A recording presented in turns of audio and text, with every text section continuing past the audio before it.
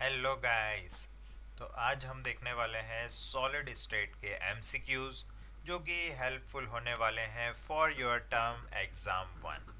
तो दोस्तों शुरू करते हैं सॉलिड स्टेट के एमसीक्यूज। आइए। ओके फ्रेंड्स, तो ये रहा आपका syllabus of solid state for your term exam 1। तो यहाँ पर आप देख सकते हो क्लासिफिकेशन ऑफ सॉलिड्स, जिसमें हम लोग क्रिस्टलाइन एंड अमॉर्फस सॉलिड्स देखते हैं। Then classification of crystalline solids, जिसमें हम लोग covalent solids, ionic solids, okay, या फिर मेटेलिक सॉलिड्स देखते हैं। Then unit cells in 2 dimension, ये देख सकते हो आप लोग। यूनिट सेल इन 2 डायमेंशन में आप लोग square close packing in 2 dimension, hexagonal close packing in 2 dimension देखते हैं। देन 3 डायमेंशनल लेटाइसिस देखते हैं, जिसमें हम लोग देखते हैं कि 14 टाइप्स के ब्रेवाइस लेटाइसिस पॉसिबल हैं और 7 क्रिस्टल सिस्टम्स पॉसिबल हैं। देन डेंसिटी का फॉर्मूला, जो कि आपके न्यूमेरिकल्स होते हैं। तो ये डेंसिटी वाला जो कॉन्सेप्ट है, मेनली यहाँ पर आप क्वेश्चंस देखते हैं numericals. Okay, now packing in solids. तो सॉलिड्स में किस टाइप की पैकिंग है, ए बी या फिर ए बी सी, है ना। मीन्स वहाँ पर एफ सी सी फॉलो होगा या फिर एच सी पी फॉलो होगा, hexagonal close packing in 3D। तो ये सारी चीज़ें आप लोग पढ़ते हैं यहाँ पर। देन पैकिंग एफिशिएंसी, ओके, जैसे सिंपल क्यूबिक का कितना है पैकिंग एफिशिएंसी, 52.4%। या फिर परसेंटेज वॉइड कितना है सिंपल क्यूबिक का, तो 100 से माइनस कर देंगे तो आ जाएगा 47.6%। ओके, इस टाइप के क्वेश्चंस। जैसे बीसीसी का 68% है आपका, तो वहाँ पर वॉइड परसेंटेज कितना होता है, 32%। या फिर एफसीसी का हम लोग देखते हैं 74% होता है, तो वहाँ पर वॉइड परसेंटेज कितना हो जाएगा, 100 से माइनस करने पे 26%। ओके, तो ये सारी चीज़ें आप लोग देखते हैं यहाँ पर। Then number of atoms per unit cell in a cubic unit. Okay, जैसे सिंपल क्यूबिक यूनिट सेल जो होता है आपका, simple cubic unit cell, simple cubic unit cell में जैसे नंबर ऑफ एटम्स देखते हो आप, 1 होता है। बीसीसी में नंबर ऑफ एटम्स 2 होता है। एफसीसी में या फिर सीसीपी बोलते हो जिसको आप, उसमें नंबर ऑफ एटम्स कितने होते हैं, 4। तो ये सारी चीज़ें। देन आपका लास्ट में जो आपका सिलेबस में है, दैट इज़ पॉइंट डिफेक्ट्स। तो पॉइंट डिफेक्ट्स में हम लोग देखते हैं Schottky defect, Frenkel defect. Okay, Schottky defect में डेंसिटी पर क्या चेंजेस आते हैं, फ्रैंकल डिफेक्ट में डेंसिटी पर क्या चेंजेस आते हैं, या फिर आपका metal excess defect, metal deficiency defect. तो ये सारी चीज़ें, एफ सेंटर। तो ये कुछ इस तरह से अगर हम देखें तो सिलेबस आपका समराइज होता है। ओके फ्रेंड्स, तो अब करते हैं क्वेश्चंस। देखिए पहला क्वेश्चन, फर्स्ट क्वेश्चन आपसे पूछ रहा है कि crystalline and amorphous solids are blank and blank range order solids. तो क्रिस्टलाइन आपका कैसा होता है, लॉन्ग रेंज ऑर्डर सॉलिड। कैसा होता है, लॉन्ग रेंज ऑर्डर, क्योंकि वहाँ पर अरेंजमेंट ऑफ कॉन्स्टिट्यूएंट पार्टिकल्स कैसा होता है, रेगुलर होता है फॉर ए लॉन्ग डिस्टेंस। वहीं पर अगर हम एमॉर्फस को देखें तो एमॉर्फस कैसे होते हैं, शॉर्ट रेंज ऑर्डर। तो करेक्ट आंसर क्या हो जाएगा, लॉन्ग शॉर्ट। ओके फ्रेंड्स, तो आपका option D will be the correct answer. आते हैं नेक्स्ट क्वेश्चन पर। नेक्स्ट क्वेश्चन है क्वेश्चन नंबर 2। क्या पूछ रहा है ये, crystalline and amorphous solids show blank and blank arrangement respectively. अब यहाँ पर ऑप्शन देख के आप समझ सकते हो रेगुलरिटी के बारे में यहाँ पर पूछ रहा है। तो क्रिस्टलाइन सॉलिड्स जो होते हैं, क्रिस्टलाइन सॉलिड्स कैसे होते हैं, रेगुलरली अरेंज्ड होते हैं। कॉन्स्टिट्यूएंट पार्टिकल्स कैसे अरेंज्ड होते हैं, रेगुलरली अरेंज्ड होते हैं। वहीं पर एमॉर्फस कैसे होते हैं, इररेगुलर या रैंडम अरेंजमेंट ऑफ पार्टिकल्स होता है। तो आपका first fill in the blanks क्या आ जाएगा क्रिस्टलाइन के लिए, रेगुलर, और यहाँ पर क्या आ जाएगा ये, इर्रेगुलर। तो करेक्ट क्या हो जाएगा यहाँ पर आपका फर्स्ट ऑप्शन। तो ये रहा आपका आंसर। देखते हैं next question, question number 3। Question 3 आपसे क्या पूछ रहा है, blank solids show sharp melting point. अब ये एक ऐसा कॉन्सेप्ट है जो कि काफ़ी इम्पोर्टेंट है। आप देखते हैं कि जो क्रिस्टलाइन सॉलिड्स होते हैं क्रिस्टलाइन सॉलिड्स का मेल्टिंग पॉइंट कैसा होता है? शार्प होता है। क्रिस्टलाइन सॉलिड्स का मेल्टिंग पॉइंट कैसा होता है? शार्प होता है। वहीं पर अगर एमॉर्फस को देखें तो एमॉर्फस का मेल्टिंग पॉइंट कैसा होता है? रेंज में होता है। लेट्स से 72 डिग्री सेल्सियस, इस रेंज में मेल्ट होता है। वहीं पर क्रिस्टलाइन, जैसे एग्जांपल आइस, तो आइस आपको पता है 0 डिग्री सेल्सियस पर, एग्जैक्टली 0 डिग्री सेल्सियस पर क्या होता है? मेल्ट होता है। तो शार्प मेल्टिंग पॉइंट होता है आइस का, और एग्जांपल के लिए याद रख सकते हो आप। और एमॉर्फस का मेल्टिंग पॉइंट कैसा होता है? एक रेंज में होता है, मतलब 70 से स्टार्ट हो जाता है मान लो, और 72 पर ख़त्म हो जाता है, किसी एक पर्टिकुलर सॉलिड के लिए मैं यहाँ पर बात कर रहा हूँ। ठीक है, तो आई होप ये कॉन्सेप्ट आपको क्लियर हो गया। तो यहाँ पर A option will be the correct answer. अब आते हैं next question, cleavage property shown by. देखिए क्लीवेज प्रॉपर्टी से मतलब क्या है? मान लेते हैं ये आपका एक क्रिस्टलाइन सॉलिड है, या कोई सा भी एक सॉलिड है आपका, और आपने इसको क्या करा? कट करा एक नाइफ से, शार्प एज टूल से, और आप क्या ऑब्जर्व करते हो कि ये जो सॉलिड है ये एकदम शार्प एजेस आपको दे दे, मतलब आफ्टर कटिंग ये आप देखते हो कि एकदम ये शार्प मिल गया आपको, सरफेस कैसा मिल गया? एकदम स्मूथ सरफेस मिल गया। तो अगर ऐसा कुछ पॉसिबल हो रहा है तो हम बोलेंगे कि ये जो सॉलिड है, ये सॉलिड क्या कर रहा है? ये सॉलिड आपको शो कर रहा है क्लीवेज प्रॉपर्टी। ओके फ्रेंड्स, तो यहाँ पर ये जो क्रिस्टलाइन सॉलिड्स होते हैं, these crystalline solids show sharp और smooth surfaces when we cut them by a sharp edge tool। तो यहाँ पर करेक्ट आंसर क्या हो जाएगा? क्लीवेज प्रॉपर्टी कौन से सॉलिड्स दिखाएंगे? तो आंसर होगा क्रिस्टलाइन सॉलिड्स। एमॉर्फस सॉलिड्स के लिए अगर हम देखें तो उनका सरफेस कैसा मिलता है? इर्रेगुलर। जैसे आप किसी ग्लास को अगर आप देखेंगे, जब वो आप कट करने की कोशिश करोगे तो वहाँ पर कुछ इर्रेगुलर सा आपको सरफेस मिलेगा, अगर आप ध्यान से देखेंगे तो। अब आते हैं नेक्स्ट क्वेश्चन पे। In experiment it is observed that a solid shows same value of refractive index in all directions. अब देखिए क्या बोल रहा है ये। मान लेते हैं एक ये सॉलिड है हमारे पास में, और किसी एक पॉइंट पर मैंने क्या कैलकुलेट करा है? Refractive index. अब ये जो रिफ्रैक्टिव इंडेक्स है ये मैंने डिफरेंट डायरेक्शंस में कैलकुलेट करा।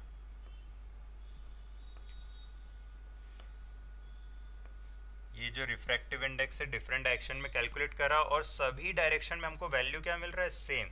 लेट से हमको मिल रहा है एक वैल्यू 0.6, तो इस डायरेक्शन में भी 0.6, यहाँ पर भी 0.6, यहाँ पर भी 0.6, यहाँ पर भी 0.6, यहाँ पर भी 0.6। इसका मतलब क्या हो गया कि जो सॉलिड है हमारा वो क्या है? आइसोट्रॉपिक। ये एक इम्पॉर्टेंट कॉन्सेप्ट हो गया आपका, आइसोट्रॉपिक। ओके, क्या है? आइसोट्रॉपिक। ठीक है, तो आप जानते हो कि जो एमॉर्फस सॉलिड्स होते हैं, एमॉर्फस सॉलिड्स कैसे होते हैं? Isotropic in nature. तो आपको सबसे पहले क्वेश्चन पढ़ के क्या समझ में आ गया कि सॉलिड आपका डेफिनेटली कौन सा है?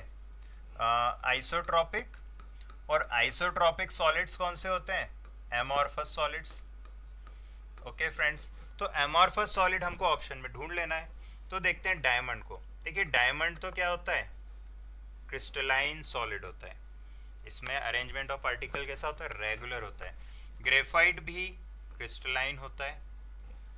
क्वार्ट्स ना, क्वार्ट्स एंड क्वार्ट्स ग्लास, ये दो ऐसे एग्जाम्पल हैं जो इस टॉपिक में आपको यूजुअली क्वेश्चंस में भी मिलते हैं, क्योंकि थोड़ा सा कंफ्यूजन होता है, नाम इनके लगभग जैसे क्वार्ट्स दोनों में आ रहा है। तो आपको ध्यान रखना है क्वार्ट्स जो होता है that is crystalline solid. Quartz कैसा होता है? Crystalline solid. वहीं पर क्वार्ट्स ग्लास ये होता है एमॉर्फस सॉलिड। तो हमको क्या ढूंढना था ऑप्शन में? एमॉर्फस सॉलिड को, और ये रहा आपका ऑप्शन डी, एमॉर्फस सॉलिड। तो आई होप ये आपको समझ में आया। अब देखते हैं कि यहाँ पर ये जो मैंने लेफ्ट कॉलम में लिखा है ये है आपके क्रिस्टलाइन सॉलिड, और राइट कॉलम आपका है for amorphous solid. Okay friends, तो क्रिस्टलाइन सॉलिड्स कैसे होते हैं? An isotropic in nature. An isotropic का मतलब डिफरेंट डायरेक्शन में डिफरेंट वैल्यूज मिलेंगे। जैसे अभी हमने देखा था रिफ्रैक्टिव इंडेक्स, तो रिफ्रैक्टिव इंडेक्स एमॉर्फस में सेम मिल रहा था, बट एनाइसोट्रॉपिक का मतलब क्या हो गया? डिफरेंट मिलेगा। लेट से यहाँ पर 0.6 है, यहाँ पर 0.7 है, यहाँ पर हो सकता है 0.5 है, यहाँ पर 0.6 है, तो डिफरेंट डायरेक्शन में डिफरेंट वैल्यूज मिल रहा है, तो आपका क्रिस्टलाइन सॉलिड होगा और उसको हम बोलते हैं एनाइसोट्रॉपिक। अब ऐसे अभी मैंने लास्ट क्वेश्चन में जैसे प्रॉपर्टी बताया था रिफ्रैक्टिव इंडेक्स, तो रिफ्रैक्टिव इंडेक्स के अलावा कौन कौन से प्रॉपर्टीज हो सकते हैं देख सकते हो। ये इलेक्ट्रिकल रेजिस्टेंस या फिर lustre, thermal conductivity, mechanical strength, है ना, ये कुछ ऐसे फिजिकल प्रॉपर्टीज़ हैं जो कि आप कैलकुलेट करोगे किसी भी सॉलिड के लिए, और अगर वहाँ पर आपको सारे डायरेक्शन में वैल्यू सेम मिलता है तो आप बोल दोगे एमॉर्फस सॉलिड है। एक्चुअली में ये जो प्रॉपर्टी है काफ़ी इम्पॉर्टेंट भी है, और एग्ज़ाम में आपको इससे क्वेश्चन भी आते हैं, और आपसे ये जो प्रॉपर्टी है ये इसके लिए भी यूज़ हो सकती है कि आपका सॉलिड का नेचर कैसा है, whether this solid is crystalline और एमॉर्फस, ये भी आप चेक कर सकते हो इसी प्रॉपर्टी से। अब आते हैं क्वेश्चन 6 पर। क्वेश्चन 6 आपसे क्या पूछ रहा है? Incorrect about quartz. देखिए क्वार्ट्ज जैसे ही आप पढ़ रहे हो आपके दिमाग में क्या आना चाहिए? क्रिस्टलाइन, और क्वार्ट्ज ग्लास देख के एमॉर्फस, तो ये है आपका क्वार्ट्ज। तो क्वार्ट्ज आपका कैसा है इसके बारे में आपको ऑप्शन दे रखे हैं। तो क्रिस्टलाइन सॉलिड्स के लिए एक तरीके से पूछा है, देखते हैं first option long range order solid. ये हमने देखा था अभी कि क्रिस्टलाइन सॉलिड्स कैसे होते हैं? Long range order.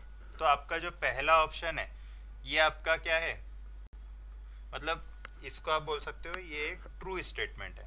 ओके, आपको क्वेश्चन में क्या पूछा है? इनकरेक्ट ढूंढना है। तो ये थोड़ा सा आप एग्जाम में ध्यान देंगे कि क्वेश्चन में आपसे पूछा है करेक्ट या इनकरेक्ट, बिकॉज जल्दी में क्या होता है आपको लगता है कि करेक्ट पूछा और आप ऑप्शन ए को ही टिक लगाकर आगे बढ़ जाते हो। तो बहुत अच्छे से आपको क्वेश्चन पढ़ना है। तो ये ए क्या है आपका? ट्रू है। बी देखते हैं, इट इज स्यूडो सॉलिड और super cooled liquid. Now this property belongs to amorphous solid. ये जो स्यूडो सॉलिड या सुपर कूल्ड लिक्विड होते हैं ये कौन होते हैं? Amorphous solids. तो ये आपका क्वार्ट्ज के लिए नहीं हो सकता है, तो ये फॉल्स हो गया। एनाइसोट्रॉपिक अभी हमने देखा था क्रिस्टलाइन की प्रॉपर्टी है, तो ट्रू हो जाएगा। और क्लीवेज प्रॉपर्टी भी हमने देखा था, तो ये भी आपका ट्रू हो जाएगा। तो यहाँ पर आपसे पूछा था इनकरेक्ट, तो इनकरेक्ट क्या हो जाएगा? Option B. ओके फ्रेंड्स, तो बढ़ते हैं आगे क्वेश्चन 7। क्वेश्चन 7 क्या पूछ रहा है? अ crystalline solid have constituent particles of molecules. ठीक है, आपके क्रिस्टलाइन सॉलिड में कॉन्स्टिट्यूएंट पार्टिकल्स है मॉलिक्यूल्स के, तो सॉलिड आपका कौन सा होगा? देखिए क्रिस्टलाइन सॉलिड्स जो होते हैं आपके, इनके क्लासिफिकेशन जब आप देखते हो तो 4 टाइप के क्लासिफिकेशन होते हैं। कौन कौन से? ये जो चारों ऑप्शन दे रखे हैं आपको, यही क्रिस्टलाइन सॉलिड्स के 4 टाइप्स के क्लासिफिकेशन है। जैसे molecular solid, ionic solid, metallic solid and covalent या फिर नेटवर्क सॉलिड।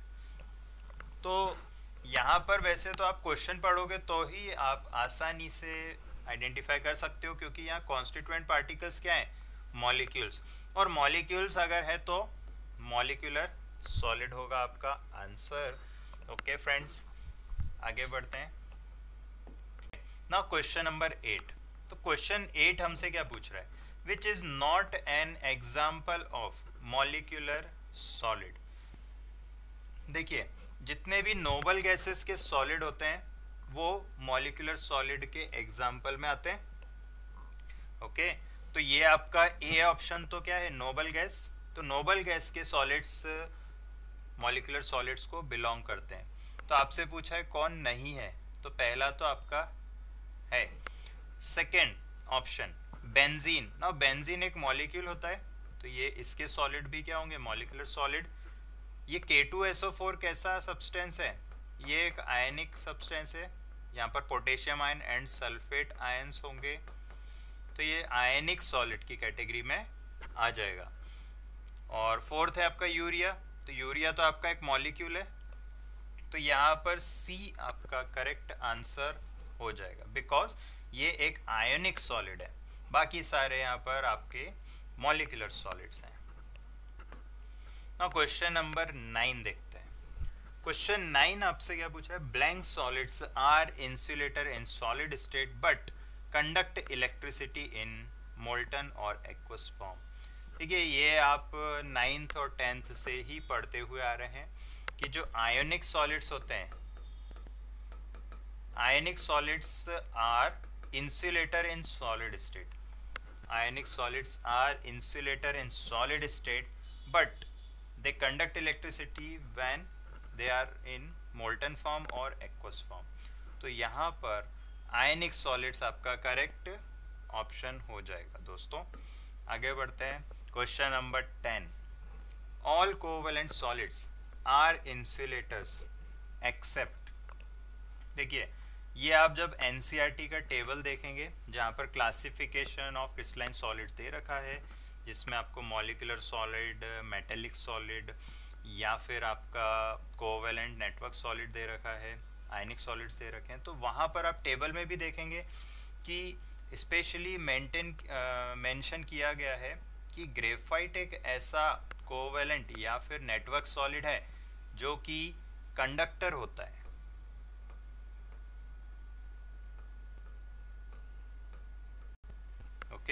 ये गुड कंडक्टर ऑफ इलेक्ट्रिसिटी है, तो आपको यहाँ पर याद रखना है। इम्पोर्टेंट एग्जाम्पल है ग्रेफाइट का। ओके फ्रेंड्स, अब आगे बढ़ते हैं। Question number 11, which is brittle in nature. देखिए ब्रिटल प्रॉपर्टी जब भी आती है तो ब्रिटल नेचर होता है आयोनिक सॉलिड्स का। ब्रिटल नेचर किसका होता है, आयनिक सॉलिड का। अगर मैलिएबल एंड डक्टाइल आ जाए, मैलिएबल एंड डक्टाइल आ जाए तो आपको टिक कर देना है मेटेलिक सॉलिड्स को।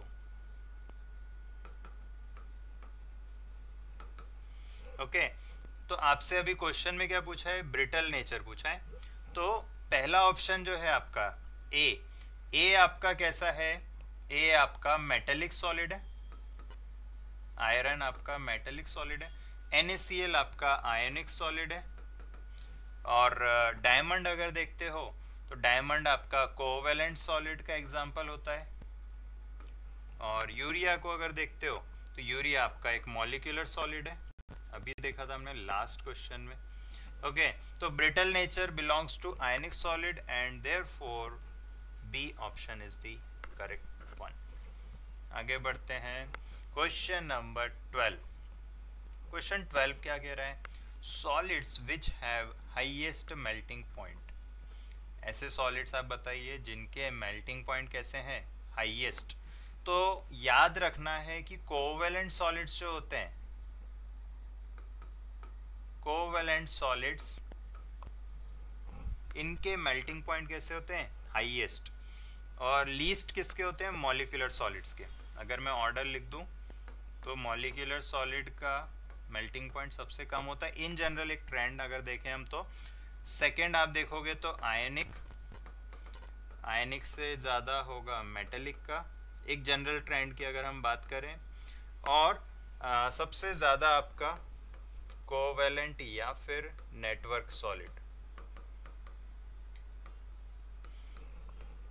ओके, तो यहाँ पर आपसे हाईएस्ट मेल्टिंग पॉइंट पूछा है, तो A option belongs to molecular solid.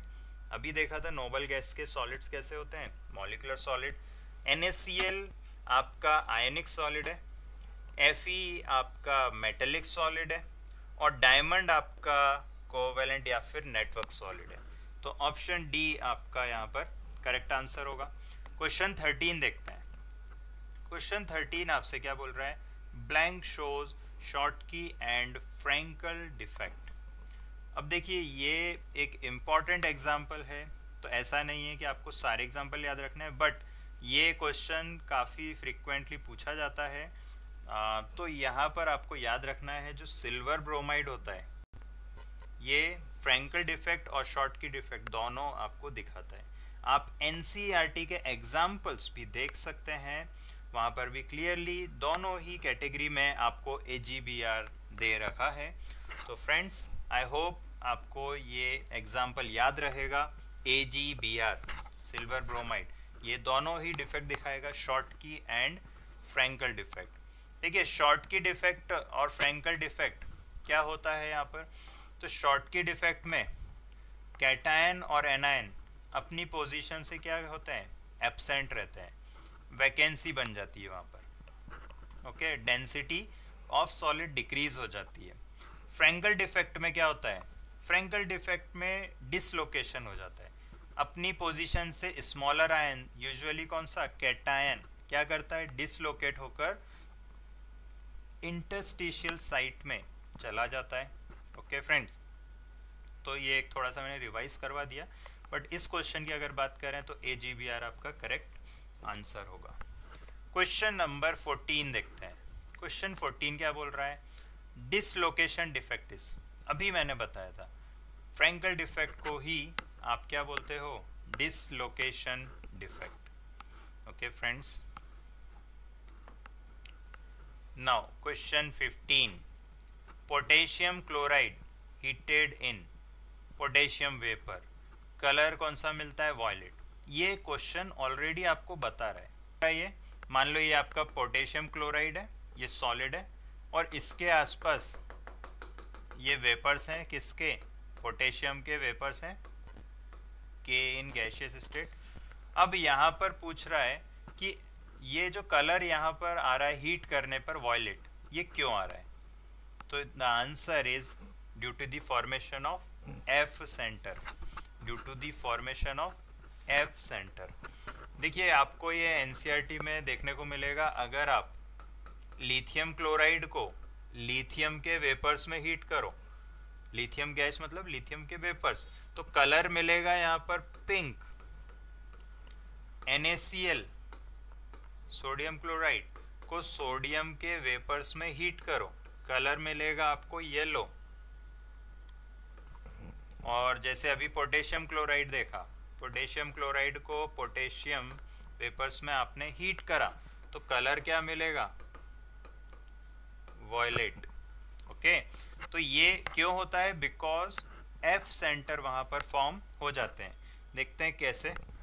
देखिए जैसे मान लो ये आपका पोटेशियम क्लोराइड है, ठीक है, ये KCl का सॉलिड है। तो अगर आपने यहाँ पर पोटेशियम वेपर में हीट करा तो ये जो क्लोरीन है वो क्लोरीन क्या करेगा, ये क्लोराइड आयन के फॉर्म में है, तो ये पोटेशियम जो बाहर वाला पोटेशियम है, ये जो वेपर्स के फॉर्म में है पोटेशियम, ये क्या करेगा, इस क्लोरीन के साथ में, अंदर वाले क्लोरीन के साथ में पोटेशियम क्लोराइड बनाएगा। तो जब ये क्लोराइड यहाँ पर जाएगा तो यहाँ पर क्या रह जाएगा, एक इलेक्ट्रॉन, और ये रहा वो इलेक्ट्रॉन।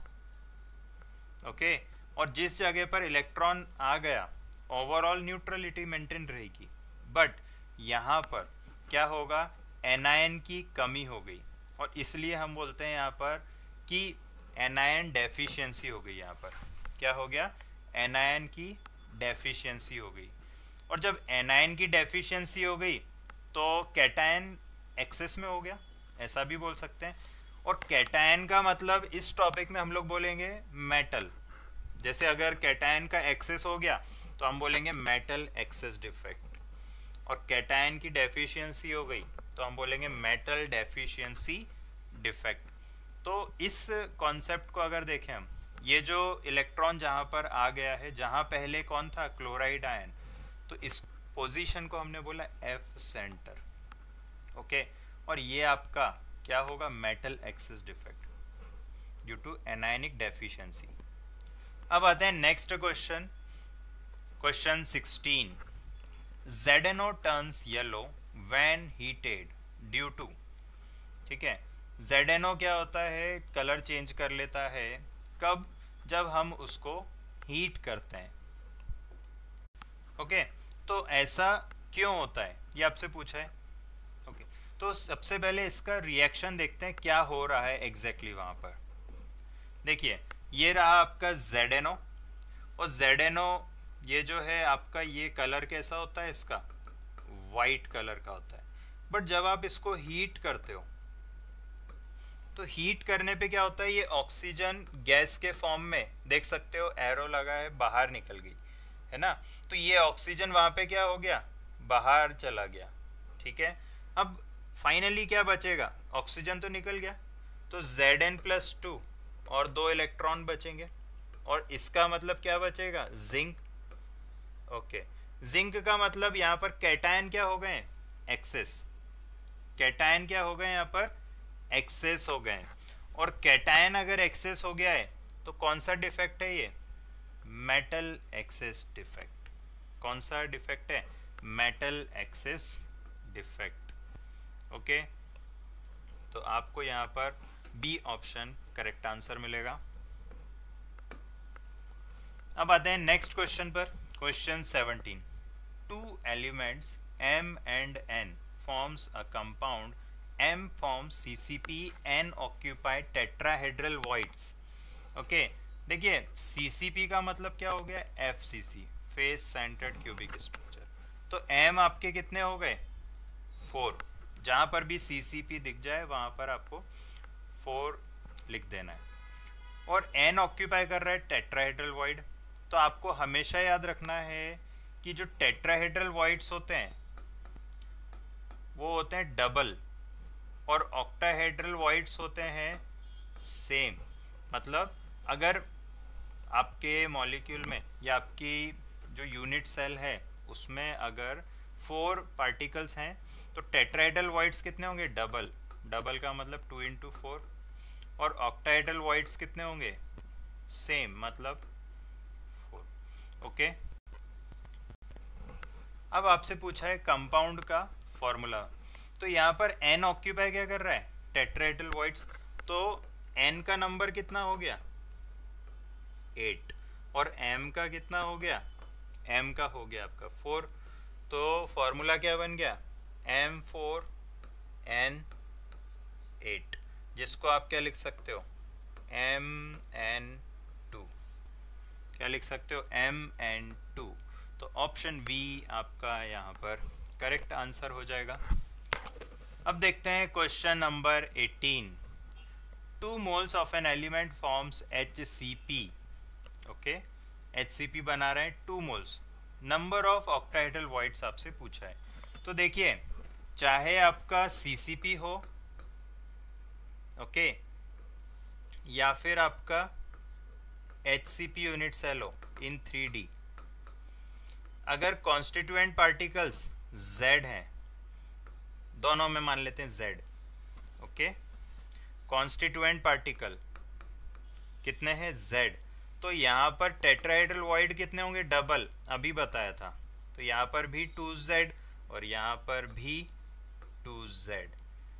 CCP को और क्या बोलते हैं, FCC। और ऑक्टाहेड्रल वॉइड्स, ऑक्टाहेड्रल वॉइड्स कितने होंगे, सेम, मतलब Z होंगे, और HCP में भी Z होंगे। तो काफ़ी सिमिलरिटीज़ मिलती हैं आपको CCP और FCC में और HCP में। ठीक है, तो यहाँ पर आपसे पूछा है ऑक्टाहेड्रल वॉइड्स कितने होंगे। तो अगर मेरे पास में 2 मोल्स हैं एलिमेंट में, तो वहाँ पर वॉइड्स कितने बनेंगे, वो भी अगर Z है तो Z ही बनेगा HCP में। तो यहाँ पर आपका 2 मोल क्या हो जाएगा, करेक्ट आंसर। ओके, तो बढ़ते हैं आगे। Question 19। In which arrangement octahedral void and tetrahedral voids are formed. देखिए अभी मैंने लास्ट में जो टेबल बनाया इसको देख के ही आप समझ सकते हो कि टेट्राहेड्रल वॉइड और ऑक्टाहेड्रल वॉइड दोनों में बनते हैं, मतलब CCP या फिर HCP। तो यहाँ पर पहला ऑप्शन क्या है, HCP। तो अगेन आपको एक्साइट होके ए को टिक नहीं करना है, आपको सारे ऑप्शन रीड करना है हमेशा। तो आपको सेकंड ऑप्शन दिखा FCC, तो दोनों में बनता है, HCP में भी बनता है और FCC में, बट ऑप्शन आपका एक ही करेक्ट हो सकता है। तो यहाँ पर आपको और ऑप्शन देखने पड़ेंगे, BCC नहीं, D both A and B, तो डेफिनेटली क्या हो जाएगा, option D will be correct option. Question 20 देखते हैं, total number of tetrahedral void and octahedral void in FCC। Okay, तो यहाँ पर FCC की अगर मैं बात करूं तो FCC में Z कितना होता है, नंबर ऑफ पार्टिकल्स कितने होते हैं, 4, तो टेट्राहेड्रल वॉइड्स डबल होते हैं, 2Z मतलब 8, और ऑक्टाहेड्रल वॉइड्स कितने होते हैं, Z मतलब 4। ओके, तो यहाँ पर आपसे पूछा है tetrahedral void and octahedral void, तो टेट्राहेड्रल वॉइड्स 8 और ऑक्टाहेड्रल वॉइड्स 4, तो option C will be your correct answer.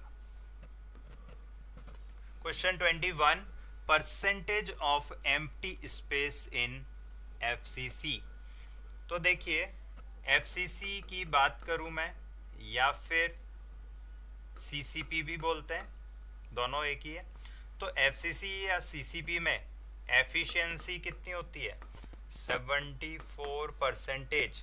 तो यहाँ पर वॉइड का परसेंटेज कितना होगा, 100 से माइनस कर दीजिए, मतलब 26%।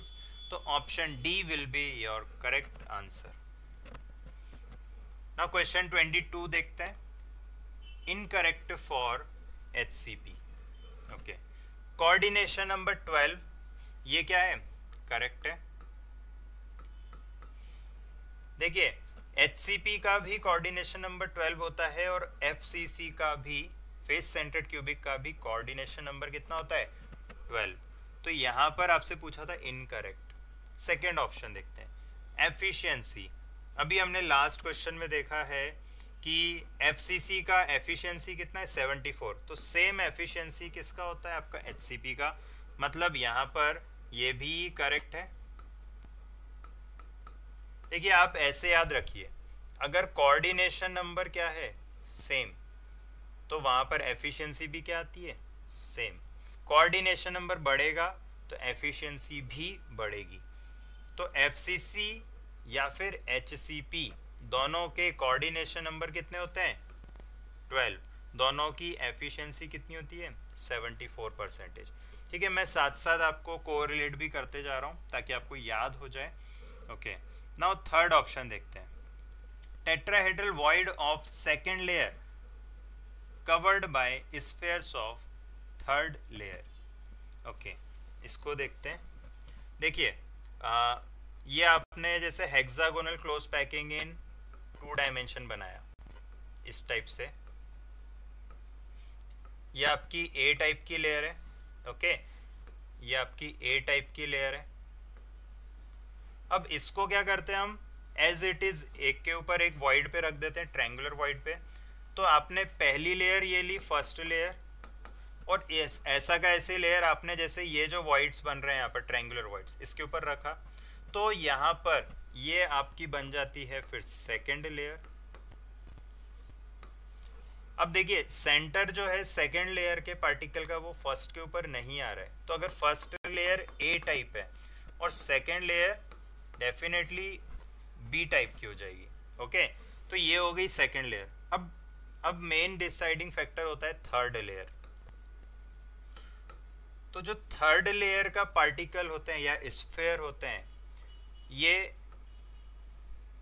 कैसे रखते हैं, तो जब सेकेंड लेयर मैंने रख दी तो मेरे पास में 2 टाइप के वॉइड्स जनरेट हो जाते हैं फर्स्ट और सेकेंड लेयर रखने के बाद में, मतलब पहली लेयर A, दूसरी लेयर B। अब मैंने थर्ड लेयर जब रखना है, यही डिफरेंस आएगा। तो मेरे पास 2 टाइप के वॉइड्स बन गए, कौन कौन से, टेट्राहेड्रल वॉइड्स और ऑक्टाहेड्रल वॉइड्स। तो अगर मैं टेट्राहेड्रल वॉइड के ऊपर रख दूं थर्ड लेयर का पार्टिकल, तो वो पैरेलल होगा फर्स्ट लेयर के, और फर्स्ट लेयर कौन सी है, A टाइप की। तो यहाँ पर AB तो था और थर्ड लेयर मैंने कहा रखी टेट्राहेड्रल वॉइड के ऊपर, तो पैरेलल आ जाएगा फर्स्ट लेयर के।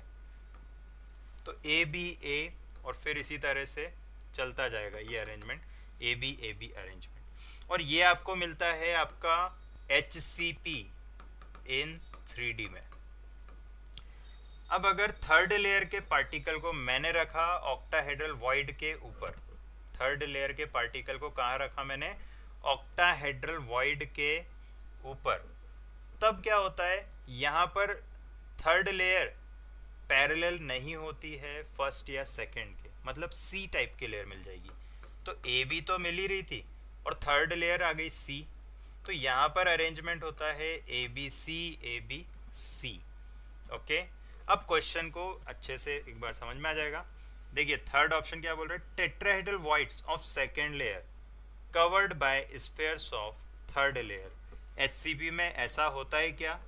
यस, अभी देखा हमने, ये देख सकते हो थर्ड लेयर ये रही आपकी, और ये कहाँ रख रहे हैं हम इनके पार्टिकल्स को, टेट्राहेड्रल वॉइड के ऊपर। तो ये भी आपका क्या है, करेक्ट है। फोर्थ स्टेटमेंट, स्फीयर्स ऑफ, वैसे अभी अगर आपसे पूछा था इनकरेक्ट और 3 आपके करेक्ट आ चुके हैं, तो डेफिनेटली फोर्थ ऑप्शन क्या होगा, इनकरेक्ट। देखिए फोर्थ ऑप्शन पढ़ते हैं, spheres of fourth layer aligned with first layer. Okay, देखिए HCP की बात कर रहे हैं, HCP का मतलब अरेंजमेंट कैसा है, ए बी ऐसा चलता रहेगा। ओके, तो फर्स्ट लेयर कौन सी है, ए, फर्स्ट लेयर, सेकेंड लेयर आपकी बी, थर्ड लेयर आपकी ए, और फोर्थ लेयर आपकी बी। अब ऑप्शन देख, अब फोर्थ को पढ़ते हैं, डी ऑप्शन पढ़ते हैं। फोर्थ लेयर क्या अलाइन हो रही है फर्स्ट लेयर के साथ में? क्या फोर्थ लेयर और फर्स्ट लेयर सेम है? मतलब फर्स्ट है ए, तो क्या फोर्थ भी ए है? नो, तो ये आपका क्या हो जाएगा, इनकरेक्ट। अगर मैं यहाँ पर कहता कि थर्ड लेयर अलाइन हो रही है फर्स्ट के साथ में, तो आप क्या बोलते, करेक्ट है। बट यहाँ पर फोर्थ लेयर का है, और फोर्थ लेयर तो बी है और फर्स्ट लेयर आपका ए है, तो ये हो जाएगा इनकरेक्ट। बढ़ते हैं नेक्स्ट क्वेश्चन पर। Next question 23, most efficient packing, मतलब सबसे ज़्यादा एफिशिएंसी कहाँ पर आ रहा है? तो BCC में कितना होता है एफिशिएंसी, 68%। HCP में कितना होता है, 74%। FCC में भी 74%। तो आपसे पूछा था मोस्ट एफिशिएंट, तो यहाँ पर दोनों ही सही हो जाएंगे, B एंड C। तो बोथ B एंड C आपके करेक्ट आंसर हो जाएंगे। काफ़ी सिमिलरिटी देख सकते हो आप, कोऑर्डिनेशन नंबर भी इनके 12 होते हैं दोनों के, बट अरेंजमेंट HCP का क्या होता है, अभी देखा हमने, A B, और FCC का क्या होता है, A B C। Okay friends, बढ़ते हैं नेक्स्ट क्वेश्चन पर। फॉर मोनोक्लिनिक क्रिस्टल सिस्टम, अब देखिए मोनोक्लिनिक क्रिस्टल सिस्टम के लिए ABC and alpha beta gamma का आपको रिलेशन पूछा है। देखिए दोस्तों, यहाँ पर ये जो टेबल है, आपको ये टेबल को अच्छे से याद रखना है, ये आपके NCERT में भी दे रखा है। इसको थोड़ा याद करने का आप ट्रिक देखो। सबसे पहला कॉलम आपका कौन सा है, क्रिस्टल सिस्टम। क्रिस्टल सिस्टम को देखिए, ये मैंने रेड कलर से लिखा है, आप इसको पढ़ोगे साथ में तो दिखेगा आपको क्यूट मदर। क्या दिख रहा है, cute mother, CUTE, cute, MOTHER। तो ये सीक्वेंस आपको याद हो गया, क्यूबिक, CU मतलब क्यूबिक, TE मतलब tetragonal, M means monoclinic, O means orthorhombic, T means triclinic, hexagonal, rhombohedral. Okay, अब वेरिएशन देखते हैं। तो वेरिएशंस क्यूबिक के, वैसे इस टॉपिक में काफ़ी बार आप पढ़ते हो, ये तो याद होना ही चाहिए। तो क्यूबिक के कितने वेरिएशंस होते हैं, 3, primitive, body centred and face centred. Tetragonal के 2 वेरिएशंस। तो P तो देखो सभी में है, देखो ये P तो हर किसी में है, P प्रिमिटिव हर कोई होगा, तो ये तो याद रखना नहीं है। ओके, अब क्यूबिक को देखोगे तो BF, ये तो याद रखना है क्योंकि बहुत फ्रीक्वेंटली यूज होने वाला है सॉलिड स्टेट में। अब टेट्रागोनल से देखते हैं, तो अल्फ़ाबेटिकली हमारे पास पी के अलावा क्या क्या बचा, पी के अलावा बचा है बी, ई और एफ। देखिए बी, ई और एफ। तो यहाँ पर अल्फ़ाबेटिकली पहले क्या आएगा, बी। तो देखो पी के साथ आ गया बी, याद हो गया। फिर बी के बाद क्या आता है, ई। फिर साथ में लिख दो तीनों, बी, ई, एफ। और लास्ट के तीनों में तो सिंगल वेरिएशन है, हो गया याद। प्रिमिटिव सब में आया, ओके। क्यूबिक तो याद ही रखना है, बी और एफ हो गया। टेट्रागोनल में अल्फ़ाबेटिकली पहले क्या आ रहा है, बी, तो बी हो गया टेट्रागोनल के साथ। अल्फ़ाबेट में बी के बाद क्या आता है, ई, तो ये हो गया आपका ई। और ऑर्थोरोम्बिक में क्या हो रहा है, सारे वेरिएशंस हैं, पी तो सभी में है और बी, ई, एफ भी है, ओके। तो वेरिएशंस याद हो गया। एज लेंथ को देखते हैं। तो एज लेंथ, अब देखो फर्स्ट वाले का एज लेंथ का रिलेशन क्या है, A, B and C are equal. तो देखो लास्ट वाले का भी क्या है, A, B and C equal है। तो देखो जैसा पहला वाला मिला सेम आपको मिला लास्ट वाला। क्यूबिक का आपको याद रहता ही है, तो लास्ट वाला भी याद हो गया। फिर दूसरा वाला देखो, a is equal to B not equal to C, तो सेम मिला सेकंड लास्ट वाला, ये भी याद हो गया। और ये जो तीनों है, इन तीनों का a not equal to B not equal to C, ये भी याद हो गया, ओके। तो एज लेंथ के रिलेशंस याद हो गए हैं हमको। अब एंगल्स देखते हैं, ओके। अब देखिए एंगल्स देखने के लिए पहला रिलेशन देखते हैं क्या है, alpha is equal to beta is equal to gamma is equal to 90 degree. तो देखो आपने वो गाना सुना होगा 1 2 का 4, तो ऐसे ही यहाँ पर देखो 1 मतलब पहला वाला रिलेशन है alpha beta gamma equal to 90 degree, तो सेकेंड मतलब 2 वाले में भी क्या है, सेम है। और फोर्थ वाले में भी क्या है, सेम है। तो 1 2 का 4 हो गया, ओके।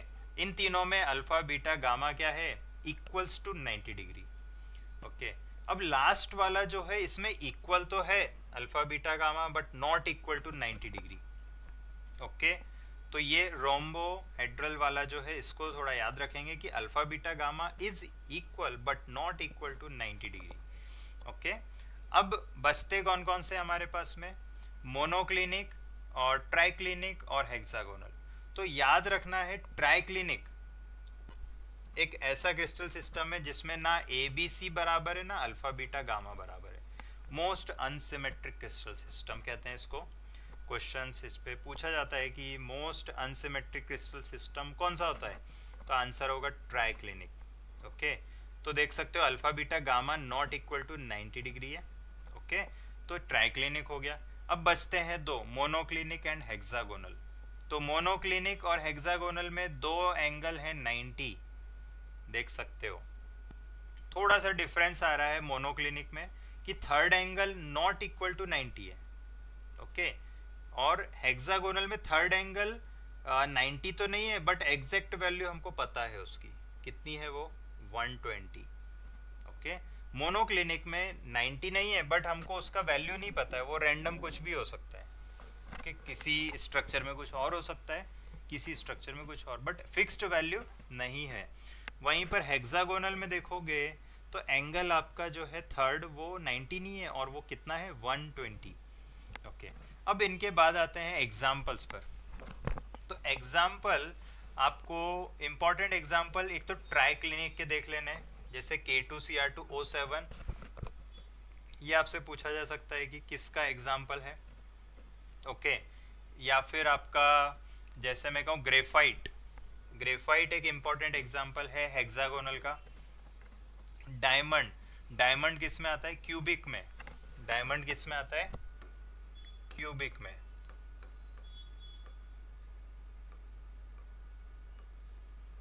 ओके। ये आ गया डायमंड, क्यूबिक का एक एग्जाम्पल होता है, ओके। तो ये आपको याद रखना है। अब क्वेश्चन जो हमारा था, देखिए मैंने ये इसलिए बताया ताकि आपको याद रखने का एक ट्रिक आ जाए, क्योंकि एग्जाम में कुछ भी क्वेश्चन है आपको ये टेबल फटाफट से आ जाएगा। क्वेश्चन क्या था, मोनोक्लिनिक क्रिस्टल सिस्टम। तो मोनोक्लिनिक क्रिस्टल सिस्टम देख सकते हो, A not equal to B not equal to C, ये रहा, और alpha gamma 90 but not equal to beta. तो यहाँ पर आपका A not equal to B not equal to C, ऐसा कौन सा दिख रहा है आपका? एक तो ए दिख रहा है, बी दिख रहा है और डी दिख रहा है, सी हट गया। अब दो एंगल हैं आपके 90 but third angle is not 90। Okay, तो ये तो तीनों एंगल 90 है, इसको हटा दिया। फिर यहाँ पे तीनों एंगल नॉट इक्वल है, इसको हटा दिया।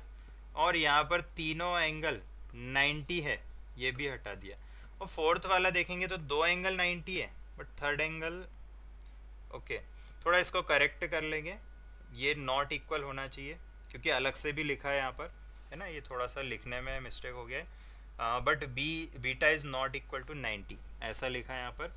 ओके, तो यहाँ पर करेक्ट ऑप्शन क्या हो जाएगा आपका? Option D. अब आते हैं question 25, correct order of efficiency. तो देख सकते हो एफसीसी का एफिशिएंसी कितना होता है? 74%। बीसीसी का efficiency 68%। Simple cubic unit cell का 52.4%। तो यहाँ पर आपको ऑर्डर पूछा है तो सबसे ज़्यादा किसका होगा? एफसीसी का। ओके, यहाँ पर देख सकते हो 74, 68 और तो मैक्सिमम पोजीशन पे कौन होना चाहिए? एफसीसी। तो एक ही ऐसा ऑप्शन दिख रहा है मुझे जहाँ पर एफसीसी आपका सबसे ग्रेटेस्ट पे दिख रहा है।